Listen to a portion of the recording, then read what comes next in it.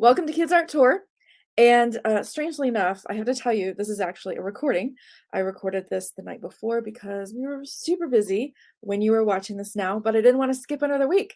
So Landon's not here with me right now because I'm recording this in the evening, and I just wanted to go ahead and do this. We're going to go back to the Louvre and look at a couple more artworks today. First, I want to show you a couple things. One big announcement, I am starting to release images from our Japanese art boxes. Hold on just a second. My background is not here. What is going on? I don't know. There it is. Oh, it doesn't like it. Okay, so we're gonna have a black background. Okay. Anyway, we're having tech difficulties today. I am releasing a couple of images from the Exploring Japanese art boxes, and I thought you would like to see them. So the two that I've released, as you can see, one is a bonsai tree, and it's 3D. So before you start the tree, you get to make and design your own Japanese garden, and then you make a 3D pot, and then you make your tree. And the other art project that I'm showing is a kintsugi project. If you don't know, kintsugi is the Japanese art form of restoring broken pottery by piecing it back together and putting gold in the cracks. And so I'm going to, with the art boxes, explain the whole process. It is a lengthy process for the authentic way of doing it, the way that the Japanese people do it. And it's just beautiful. This will be your heartfelt craft where, you know, it lines up with life, right? Sometimes life is hard and we're hurt and we're broken, but when you spend time healing and you get help healing, you are more valuable than you were before. It's not as you were before because you're forever changed, but value and growth and healing and healthiness comes in. So this is a really fun project. I had a blast putting this together, testing it out, making sure everything that I had imagined worked out well. So it was really fun. So those are the two. And if you have not subscribed to our boxes, there's still time and you can still get the Japanese box. So go ahead and subscribe at kidsarttour.com. There's links there for you to find the right page. And if you need help, just message me, email me, Rebecca at kidsarttour.com. Okay, let's go to France. We're going back to the Louvre because we could spend 5 years in the Louvre looking at all the artwork. We won't do that, but I think it's worth it to spend some time back at the Louvre. And if you didn't see it last week, and if you need a refresher, we're going to do that. The Louvre is absolutely massive. This is only a portion of it. 4 floors. I think I've got some stats in a second here, but it's interesting. You see that triangular, the pyramid portion there. That was added in the 90s, 1995, around there, I think. A very modern addition to this otherwise not modern building. And here's another look at it. That's actually the entrance, and I'll show you a picture of the inside. Just showing a couple pictures of the outside before we go inside. It's the most visited museum in the world. It's the largest museum in the world. 10 million visitors clocked in at 2018. So obviously more than right now. I mean, right now they will have had more. There's 400 plus rooms, 480,000 plus works, and 652,000-ish square feet. I have been here and did a really quick run through, basically sprinting the whole time, and I think we made it through everything. That's what we tried to do. It's just vast and beautiful and overwhelmingly wonderful. It's very, very old, and I think there were only a few, like maybe 500 items when it first was started. So it has grown significantly, and it's a building that keeps getting built on top of. I mean, is in built, sections keep being built of it. I think they're done building now. But as the collection grew, they just kept adding on to the building. Here is an overview of the building. Last week we did look at Google Maps and I was moving around. This is going to be stationary, but this shows you how huge it is. So you see the garden there. The building starts at the garden. There's two sides and it goes all the way up and then there's a square at the top. That's all the Louvre. Um, it's so large that a street goes through. You can see the circle there that the cars pass through. And then it goes from one bridge through one bridge and to a third bridge. It's pretty amazing. It's interesting in Paris, all these really important landmarks are really close to each other. You can see an island kind of in the Seine at the top there. On that island is Notre Dame. And all the way the other side, you can't see it, but the Eiffel Tower is in the other direction, as well as the Arc de Triomphe.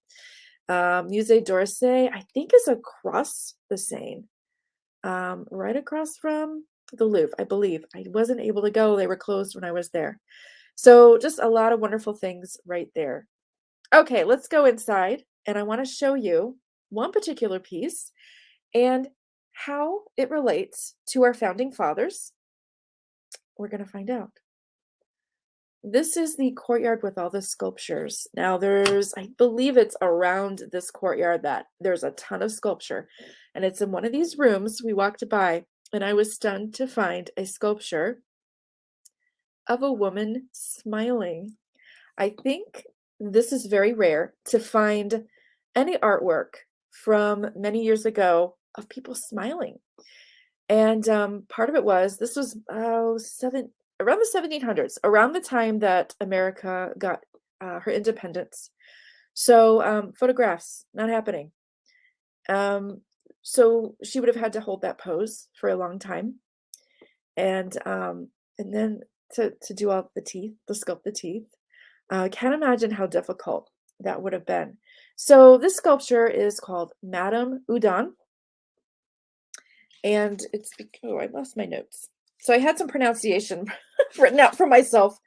Oh, here it is. Good. Okay. Houdon is how that's pronounced. Houdon, I think. And this is the wife of the sculptor. So he sculpted his wife smiling. So I really love, I don't know, there's something about sculpture that I really love. The lighting, and some of it is just really, really gorgeous. The surface of it is amazing, like luminous. Like some of the material that they use for sculpture, light actually can pass through. So it's kind of translucent. So this is Jean-Antoine Houdon, French sculptor, obviously. And how does he connect with our founding fathers? Oh, we're going to look at one more. Sorry, I forgot I had this one. Here's another one at the Louvre, Vestal. And look at the fabric. Okay, I'm going to get rid of myself here. Look at the fabric, the flowing. This was carved out of marble or granite. I'm not exactly sure the material, but look how gorgeous this is. So lifelike. It's just beautiful in the light. So I just wanted to take a minute and look it over. It's so pretty. Okay, back to our founding fathers. This is another sculpture by Houdon. That is at the Louvre. Do you know this person? Aside from the fact that I put his name at the top. This is Benjamin Franklin. This is another lovely sculpture. Look at the detail, his buttons, his hair, his collar, his expression. Look at his eyes. So this is the story of what happened.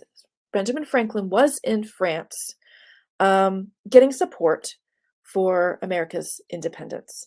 The French were actually generally behind the United States in getting independence from England. And when he was there, he met Jean-Antoine Houdon, and they became friends. And so he ended up sculpting Benjamin Franklin. I don't know how long the friendship lasted before this happened. So he sculpted him. I think he sculpted him a few times. And then later on, after he did this, many years when they were making the coins, they used his sculpture as a reference because this man was sculpted from Benjamin Franklin, not from photographs, not from paintings, but he was actually there with him, sculpting him how he actually looked. And so here you have a look at the $100 bill with this sculpture. Very, very similar. And I believe this is a dollar coin. Um, so a sculptor in France has had a hand in something that we use every day. And it didn't stop there because looky here. Who is this? George Washington, our first president. Now, the story goes, Benjamin Franklin and Jefferson, Thomas Jefferson, both became friends with Udon, and they orchestrated Udon to come and do a sculpture of George Washington, who at that time had become the first president. We've been seen through the independence.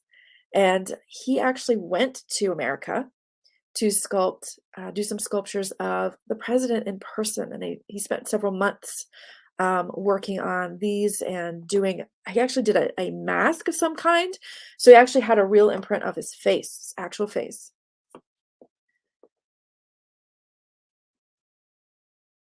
And he was commissioned to do this sculpture. Now this one is in the Virginia, let me look. Oh, Virginia State Capitol. I'm trying to find the actual wording. Virginia State Capitol. So this one is in the US. It actually took him, oh, I have 11 years there. I read somewhere else it said 10. So I've heard a couple different things. So around 10 or 11 years to complete this sculpture. All the other sculptures I showed you today are at the Louvre. This one is in Virginia. So if you ever go to the Virginia State Capitol and you see this, this is the same man that did the sculptures that influenced our coins. Jean-Antoine Udon. Just looking at it, I enjoy the fabric, and then all the things he put there. There's a column he's resting his arm on. I think I see a sword there. I'm not sure what some of those things are that I'm seeing, but it's just really beautiful. And his cane and his clothes, his vest, his hair, all of that. So this, and I think there are some other paintings of George Washington and other artwork of him, help us to know exactly what he looked like. So let's see him side by side with his coin. I can see where they got help. A painting would help, but it's just from the front. And with the coins, they do the profile. So with a sculpture, it's 3D. You can move the face around and get whatever angle you want. So that's what they did.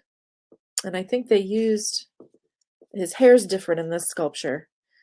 But in this one, he's got it pulled back in the ponytail, as he does in the coin. Really interesting. He also sculpted Thomas Jefferson, but we don't have a sculpture at the Louvre of him. So, yeah, this is a quick one today. So I just wanted to recap. Madame Udon, sculpted by her husband.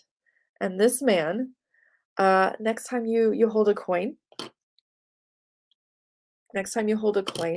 a quarter, the nickel with Thomas Jefferson, and if you ever should see a $100 bill or a dollar coin with Benjamin Franklin on it, you can remember that Udon, a French sculptor, had a lot to do with how they look. So I think we might stay with the Louvre for a little bit longer. Next week, we will not have Kids Art Tour because it's the week of Thanksgiving. I don't think anyone will be here. I'll be talking to myself. So I'm just going to put it off for the following week. So we don't have Kids Art Tour next week. And I hope you have a wonderful Thanksgiving. Let me get rid of this. Ooh. There we go.